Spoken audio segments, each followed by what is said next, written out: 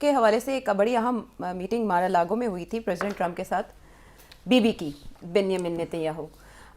انہوں نے ایران کے بارے میں پریزیڈنٹ ٹرمپ کو بریف کیا تھا، لیکن اس جوائنٹ پریس کانفرنس میں ہمیں یہ اشارہ نہیں ملا کہ امریکہ آمادہ ہے ایران کے اوپر کارروائی کے سلسلے میں. البتہ اسرائیل کین ہیو گو اہیڈ. اسرائیل بہت پیچھے پڑا ہوا ہے کہ یہ اچھا موقع ہے ایران کو پھر اٹیک کیا جائے اور ان کی میسائل جو ہے سائٹس اس کو اٹیک کیا جائے، کیونکہ اب نیوکلیئر تو اتنا خطرہ نہیں رہا. اب ایران یہ کہہ رہا ہے کہ اگر ہمارا جو میسائل ڈیفنس ہے وہ ایکچولی اوفینس بن گیا. ایران کے پاس میسائل کا ڈیفنس نہیں ہے، ایران کے پاس میسائل کا اوفینس ہے. They can use those missiles and rain them on Israel and they can actually destroy a lot of Israel. اور یہ اب خطرہ بنا ہوا ہے. اور اس لیے اسرائیل از ویری کین کہ اس سے پہلے کہ وہ اسٹیج آ جائے، اس سے پہلے وہ چاہتے ہیں کہ ایک اور ایران کے اوپر جیسے کہتے ہیں ایک اور دھکا دو گرتی ہوئی دیوار کو. وہ ایک تو انہوں نے انٹرنلی ایک ریزسٹنس کریٹ کر دی ہے ریجیم چینج کی، اوپر سے وہ ملٹری اٹیک کرنا چاہ رہے ہیں. سو دے آر ہوپنگ کہ this will lead to regime change. تو آئی تھنک یہ اب ایران کی باری ہے، اینڈ آئی تھنک ایران کو پتہ ہے کہ یہ ہونے جا رہا ہے ان کے ساتھ. اور ان کے پریزیڈنٹ کی جو باتیں ہو رہی ہیں وہ جو کہہ رہے ہیں کہ ہم سے بات کریں، we are ready to negotiate وغیرہ. پزشکیان ٹرائی کر رہے ہیں کہ وہ کسی طرح. I think Iran is next.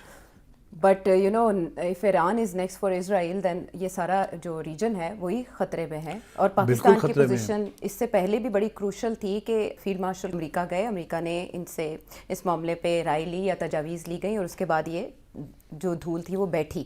اب کی بار پاکستان کا کردار کیا ہوگا اگر ایسا کوئی؟ دیکھیے سب سے پہلی بات تو یہ ہے کہ پاکستان نے جو کنڈیشنز لگائی تھی یہ غازہ کی اسٹیبلائزیشن فورس کی شمولیت میں، وہ تو اسرائیل نے ریجیکٹ کر دی. اور اسرائیل کی طرف سے میرا خیال ہے اسٹیٹمنٹ بھی اب آ گیا جو میں نے پہلے کہا تھا، اخبارات میں پبلش ہوا ہے. آپ نے جو کہا تھا وہ پہلے سنواتے ہیں کہ یہ اسرائیل ترکی اور پاکستان کو نہیں ایکسپٹ کرے. یہ تب آپ نے کہا جب 19 دسمبر، اور ابھی اس معاملے پر کوئی واضح بات نہیں ہوئی تھی، لیکن اب تو اخبارات میں پبلش ہو چکی ہے. کیا کہا تھا سیٹھی صاحب نے؟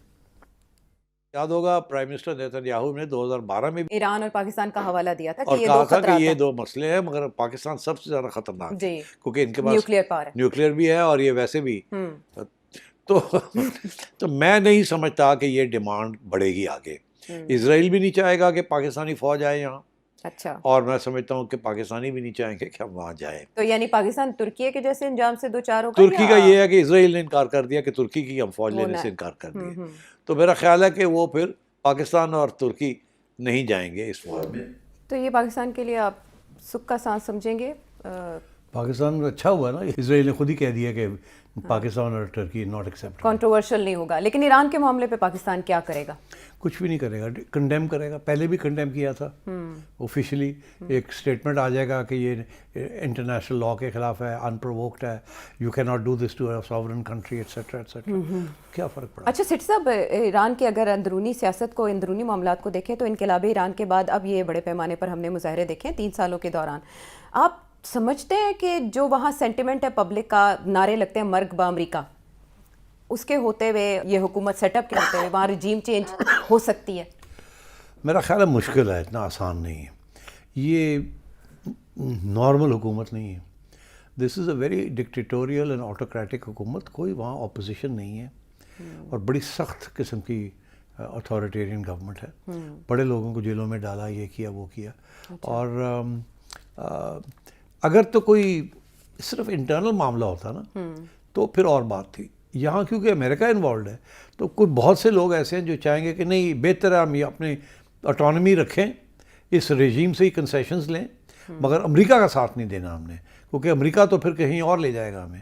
تو اس قسم کی وہاں سینٹیمنٹ بھی ہے. دیر از لاٹ آف اینٹی امریکنزم ہے، جو کہ نظر آیا تھا جب اٹیک ہوئی تھی تو سارے اب اسی گورنمنٹ کے پیچھے کھڑے ہو گئے تھے. اگر اس وقت عوام اس گورنمنٹ کے پیچھے نہ کھڑی ہوتی تو شاید یہ گورنمنٹ اس وقت بھی چینج ہو جاتی. مگر بات یہ ہے کہ دن بدن حالات وہاں خراب ہو رہے ہیں اور عوام بڑی گھٹن ہے، اور اب تو بے روزگاری اور بھوک بھی مسئلہ بن گیا. تو آئی تھنک امریکہ یہ سمجھتا ہے اور اسرائیل یہ سمجھتا ہے کہ یہ بڑا اچھا موقع ہے. اور وینیزویلا کے بعد یہ کامیابی ہے نا، ایک پوری ایک ڈیمونسٹریشن افیکٹ ہوا ہے کہ دیکھو جی امریکہ نے رجیم چینج کر دی. تو اب یہ رجیم چینج ایران کی باری ہے، and they will try their best. They will try their best. ہر قسم کی ٹیکٹک استعمال کریں گے. اور I don't know, I can't say whether the regime will survive یا کوئی کمپرومائز کر لیں گے. یہ میرا خیال ہے یہ کوشش کریں گے رجیم کہ سروائیول ہو جائے، کمپرومائز کر لیتے ہیں. مگر اب دیکھنا یہ ہے کہ کیا امریکہ یہ سمجھے گا کہ اتنے کمزور ہو گئے ہیں کہ ایک دھکا اور دوں تو کام پورا ہی ہو جائے گا, یا اسرائیل یہ چاہے گا کہ نو کیری آن اور ڈونلڈ ٹرمپ کہے گا نہیں کافی ہو گیا ہے. یہ آئی ڈونٹ نو کہ کہاں جائے گی یہ بات, بٹ آئی تھنک ڈیفینیٹلی یا تو اس گورنمنٹ سے کافی میجر کنسیشنز لیں گے وہ, ٹھیک ہے, اس کو کمزور کر دیں گے اور اس دفعہ نہیں اگلی دفعہ دھکا لگا دیں گے, ٹھیک ہے, یا یہ ہے کہ اس دفعہ دے ول گو آل آؤٹ. لیکن یہاں پر خطے میں عزائم امریکہ اور اسرائیل دونوں کے لیے مختلف بھی ہیں. اسرائیل نے جو اقدام کیا صومالی لینڈ کو تسلیم کرنے کا, اس میں کیا راز پوشیدہ ہے, کیا حکمت ہے پیش نظر؟ اسرائیل کے بریک کے بعد آ کے اس پر بات کریں گے.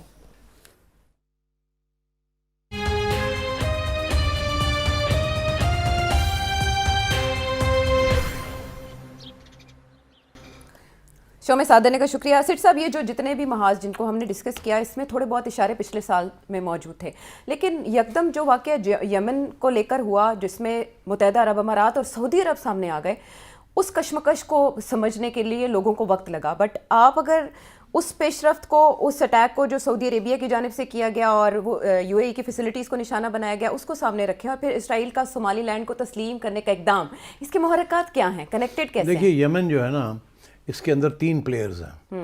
ایک پلیئر ہے ہوتھیز, ایک پلیئر ہے سعودی عربیہ اور ایک وہاں کی پروویژنل گورنمنٹ, اور ایک پلیئر ہے ساؤتھ کے اندر ریبلز جس کو سپورٹ یو اے ای کرتا ہے. اچھا, اب تو یہ 3 پلیئرز ہیں. ایک ہوتھیز ہیں جن کے خلاف سارے ہی ہیں, یو اے ای بھی خلاف ہے, سعودی عربیہ بھی خلاف ہے, امریکہ بھی خلاف ہے, اسرائیل سارے خلاف, بیکاز وہ اس وقت وہ جو سارا جو آئل کا راستہ ہے نا, جو شپس, ان کو وہ تھریٹن کرتے ہیں. So that is why everybody is against ہوتی, اور ان کے پیچھے ایران ہے. ان کے پیچھے ایران. جی اچھا, اب آپ آئیے کہ یہ باقی جو مسئلے کیا بن گئے ہیں آپس میں, یہ کیا لڑائی جھگڑے ہوئے.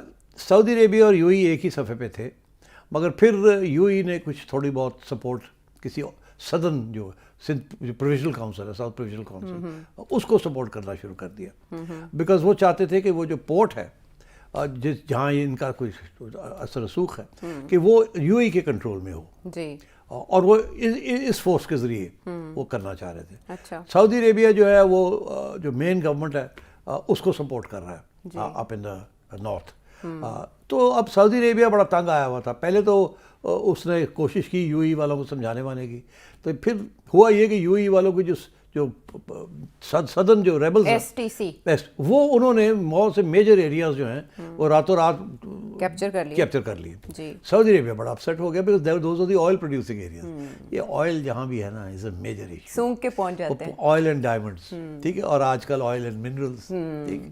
پرانے زمانے میں بلڈ ڈائمنڈس ہیں نا, now it's blood minerals, oil تو تھا ہی آلویز بلڈ. تو اب یہ ہے کہ اس کے بعد Saudi Arabia got very upset and they started bombing, وہ جو دستے آئے ہیں فرام دا ساؤتھ.